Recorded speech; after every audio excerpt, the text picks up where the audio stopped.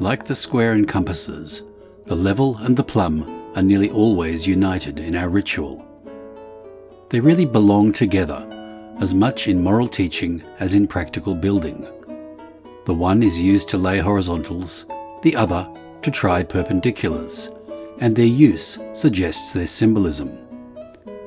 By reason of their use, both are special working tools of the fellowcraft, along with the square, and they are also worn as jewels by two of the principal officers of the lodge.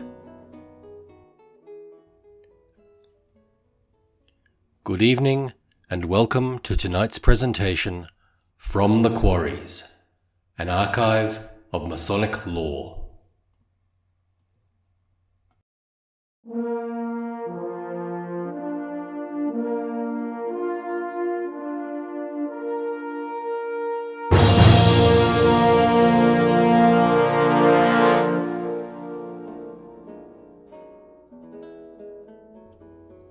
Among the craft masons of olden time, the actual work of building was done by fellowcrafts, using materials gathered and rough-hewn by apprentices, all working under the guidance of the master.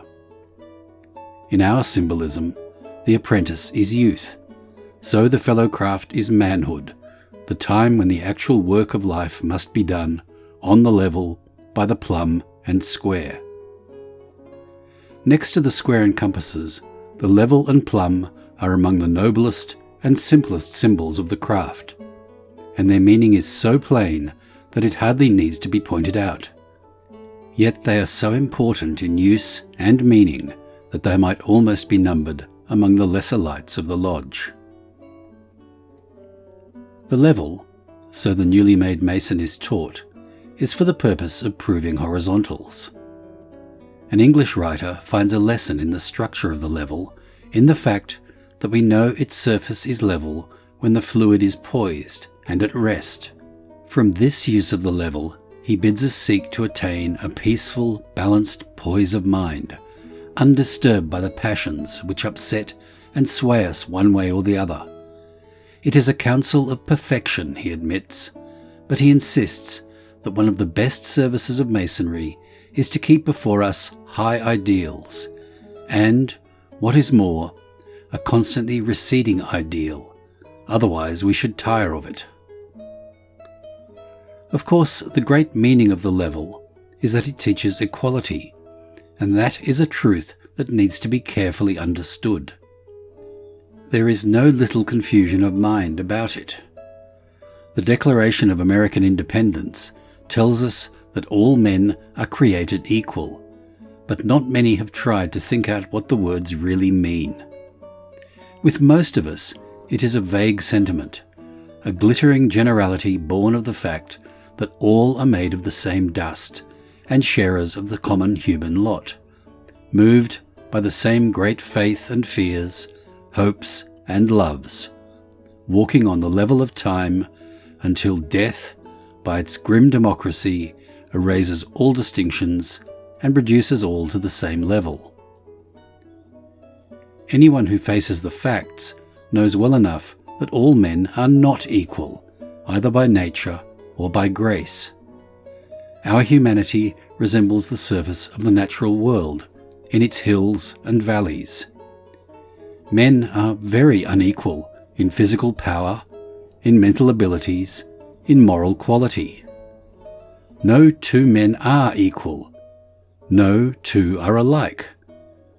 One man towers above his fellows, as a mountain above the hills. Some men do what others can never do. Some have 5 talents, some 2, and some but 1. A genius can do with effortless ease what is futile for others to attempt, and a poet may be unequal to a hod-carrier in strength and sagacity. When there is inequality of gift, it is idle to talk of equality of opportunity, no matter how fine the phrase may sound. It does not exist. By no glib theory can humanity be reduced to a dead level. The iron wrinkles of fact are stubborn realities. Manifestly, it is better to have it so, because it would make a dull world if all men were equal in a literal sense. As it is, wherein one lacks, another excels, and men are drawn together by the fact that they are unequal and unlike. The world has different tasks demanding different powers, brains to devise, seers to see, hands to execute, prophets to lead.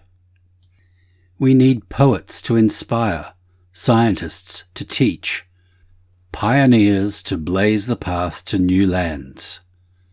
No doubt this was what Goethe meant when he said that it takes all men to make one man, and the work of each is the glory of all. What, then, is the equality of which the level is the symbol? Clearly it is not identity, or even similarity of gift and endowment. No, it is something better. It is the equal right of each man to the full use and development of such power as he has, whatever it may be, unhindered by injustice or oppression. As the Declaration of Independence puts it, every man has an equal and inalienable right to life, liberty, and the pursuit of happiness, with due regard for the rights of others in the same quest. Or, as a famous slogan summed it up, equal rights for all, special privileges to none. That is to say, before the law, every man has an equal right to equal justice, just as, before God, in whose presence all men are one in their littleness, each receives equally and impartially the blessing of the eternal love, even as the sun shines and the rain falls on all with equal benediction. Many have gone so far as to say that Masonry was the first apostle of equality in the true sense. One thing we do know: Freemasonry presided over the birth of the American Republic, and by the skill of its leaders wrote its basic truth, of which the level is the symbol, into organic law of this land. The war for independence and the fight for constitutional liberty might have had another issue, but for the fact that our leaders were held together by a mystic tie of obligation, vowed to the services of the rights of man. Even Thomas Paine, who was not a Mason, wrote an essay in honour of an order which stood for government without tyranny and religion without superstition, two principles which belong together like the level and the plumb. Thus, by all that is sacred, both in our country and our craft, we are pledged to guard, defend, and practice the truth taught by the level. But it is in the free and friendly air of a lodge of Masons, about an altar of obligation and prayer, that the principle of equality finds its most perfect and beautiful expression. There, upon the level, the symbol of equality, rich and poor, high and low, prince and plain citizen, men of diverse creeds, parties, interests, and occupations, meet in mutual respect and real regard, forgetting all differences of rank and station, and united for the highest good of all. We meet upon the level and part upon the square.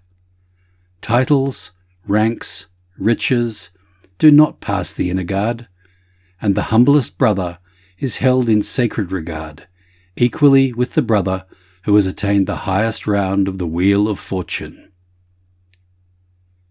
Every man in the lodge is equally concerned in the building of the temple, and each has his work to do.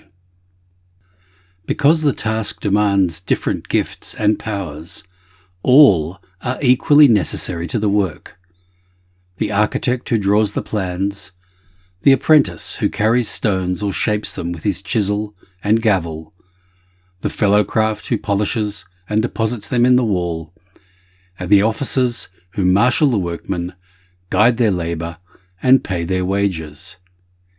Everyone is equal to every other so long as he does good work, true work, square work. None but is necessary to the erection of the edifice, none but receives the honour of the craft. And altogether know the joy of seeing the temple slowly rising in the midst of their labours. Thus, Masonry lifts men to a high level, making each fellow worker in a great enterprise. And if it is the best brotherhood, it is because it is a brotherhood of the best. The plum is a symbol so simple that it needs no exposition. As the level teaches unity in diversity and equality in difference, so the plum is a symbol of rectitude of conduct, integrity of life, and that uprightness of moral character which makes a good and just man. In the art of building, accuracy is integrity, and if a wall be not exactly perpendicular, as tested by the plumb line, it is weak and may fall, or else endanger the strength and stability of the whole. Just so, though we meet upon a level, we must each build an upright character by the test of the plumb, or we weaken the fraternity we seek to serve, and imperil its strength and standing in the community. As a workman dare not deviate by the breadth of a hair to the right or to the left if his wall is to be strong and his arch stable, so masons must walk erect and live upright lives. What is meant by an upright life each of us knows, but it has never been better described than in the 15th Psalm, which may be called the religion of a gentleman and the design upon the trestle board of every mason. Lord, who shall abide in thy tabernacle? Who shall dwell in thy holy hill? He that walketh uprightly, and worketh righteousness, and speaketh the truth in his heart. He that backbiteth not with his tongue, nor doeth evil to his neighbour, nor taketh up a reproach against his neighbour. In whose eyes a vile person is condemned, but he honoureth them that fear the Lord. He that sweareth to his own hurt, and changeth not. He that putteth not out his money to usury, nor taketh reward against the innocent. He that doeth these things shall never be moved. What is true of a man is equally true of a nation. The strength of a nation is in its integrity, and no nation is stronger than the moral quality of the men who are its citizens. Always it comes back at last to the individual, who is a living stone in the walls of society and the state, making it strong or weak. By every act of injustice, by every lack of integrity, we weaken society and imperil the security and sanctity of the common life. By every noble act, we make all sacred things more sacred and secure for ourselves and for those who come after us. The prophet Amos has a thrilling passage in which he lets us see how God tested the people which were of old by the plumb line, and by the same test we are tried.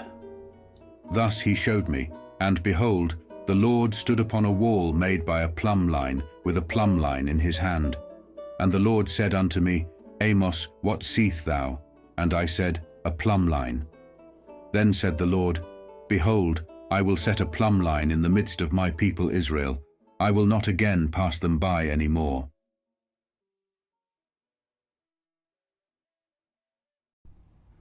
For a deep dive into the history, philosophy, and traditions of Freemasonry, subscribe to From the Quarries. You will find hundreds of lectures, presentations, shorts, and other Masonic works written by Freemasons for Freemasons. Visit FromTheQuarries.com or YouTube at From the Quarries.